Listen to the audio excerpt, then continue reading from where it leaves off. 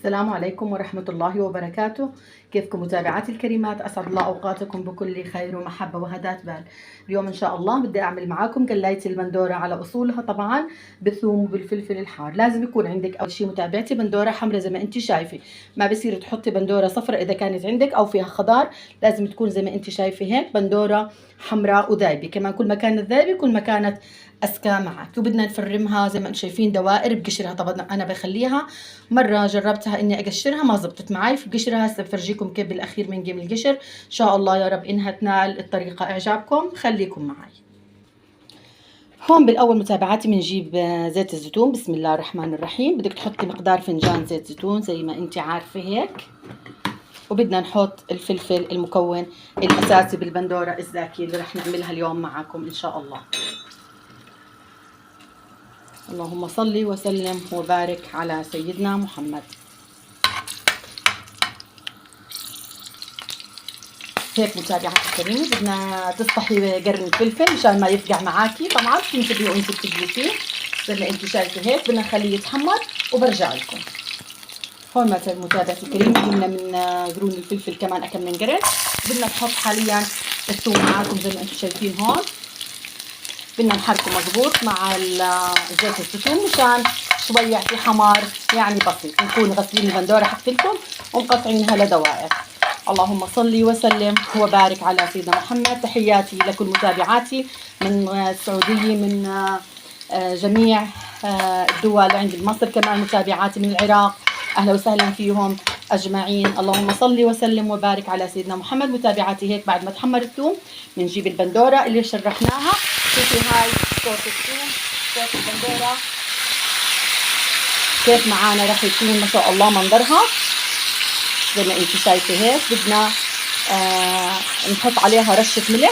طبعا شايفين بدنا نجيب رشه ملح نحط معاكم. بسم الله الرحمن الرحيم، ما تكثري. ورشه فلفل اسود. خليكم معنا.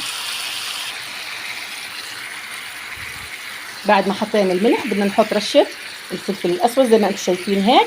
وبدنا نغطي عليها، بنخليها على نار عاليه متابعات الكلمات لمده 10 دقائق، بعدين بنوطي عليها. هيك بتصير عندنا البندوره ما شاء الله متسبكه وزاكي وطعمها رائع وخرافي. خليكم معي متابعات الكلمات. بدي احط شويه بس مي عليها، بس شوي مشان ما تنشف معي ويكون قوامها منيح. خليكم معي الله يرضى عليكم. هيك متابعتي الكريم حطيت شوية مي بس نتف صغيرة، يعني مقدار فنجان قهوة سادة لا غير، بس عشان ما تكون البندورة تطلع معاكي ناشفة. هيك بعد ما حطينا رشة الفلفل الأسود بس، ما بحط بصل، ما بحط بهارات ولا أي شيء. زي ما انتم شايفين ما شاء الله راح تطلع معانا قلاية مرتبة. وعلى الآخر بدنا نغطي عليها زي ما انت شايفة هسه هيك. بسم الله الرحمن الرحيم. بنغطي عليها وبنغيب عليها 10 دقائق وبنرجع لكم.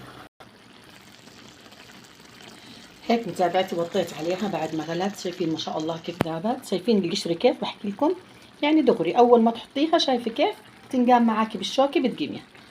طبعا القشر ما بتاكل بس هو يعني منظر لما بدك تقطعيها مشان ما تروح معاكي نص البندوره خساره. بتقيم القشره بالشوكه زي هيك. اللهم صل على سيدنا محمد.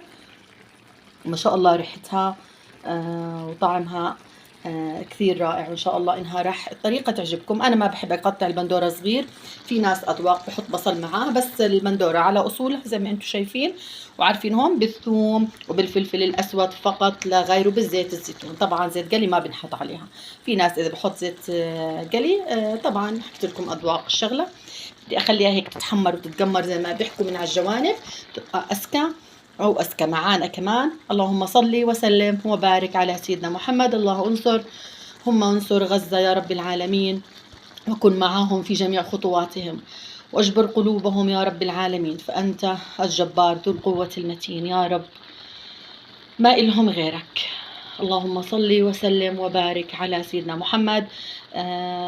الأيامات الفضيلة، المتابعات، الاستغفار، الصدقات، الكلام الحلو، الكلمة الطيبة صدقة، السلوك الصحيح، الجار الهني، الصديقة الهنية كمان. كل هذول يعني مندير بالنا عليهم إن شاء الله. ودائما بحفظ الله متابعاتي الكريمات، ولا تنسوني من اللايك. الله يرضى عليكم ان شاء الله يا رب. الاصبع اللي ما بيحط لي، اللي بحط لي لايك ما يمس النار يا رب العالمين. ودائما الجنة طريقنا وطريقكم. بجاه سيدنا محمد. فمتابعاتي الكريمات هون بدي اخليها تتسبك معنا شوي كمان 5 دقائق. بدي اخلي فيها شعطه. البندوره الزاكي لازم يكون فيها شعطه هيك من على الجوانب. يا سلام مع رغيف الخبز السخن مع صحن الزيتون. الحمد لله الف نعمه وشكر يا رب العالمين. الله يديمها نعمه علينا وعليكم ما يقطعها من الزوال يا رب العالمين. علينا وعلى امه محمد اجمعين. خليكم معاي بالخطوه الاخيره متابعاتي العزيزات. هون متابعتي الكريمة صارت معنا جاهزة قليتنا المتواضعة الجميلة زي ما انتم شايفين. صحن الزيتون وقرون الفلفل اللي بالملح دائما لازم تكون موجودة معنا.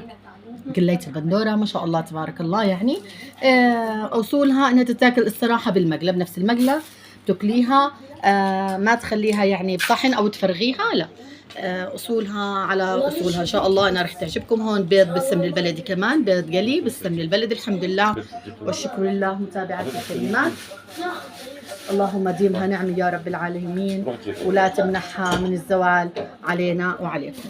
اي متابعتي الكريمه شايفين ما شاء الله يعني بندورة من الآخر. بتمنى لكم يوم جديد ويوم حلو يوم سعيد وألف صحة وهنا. ولا تنسوني اللايك ولا تنسوني الاشتراك متابعاتي.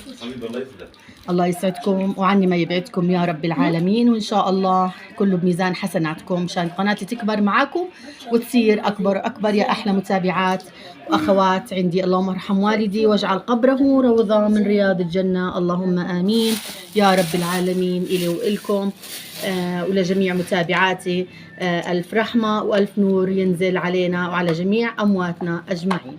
اللهم صل وسلم وبارك على سيدنا محمد. مع ألف سلامة متابعاتي الكريمة.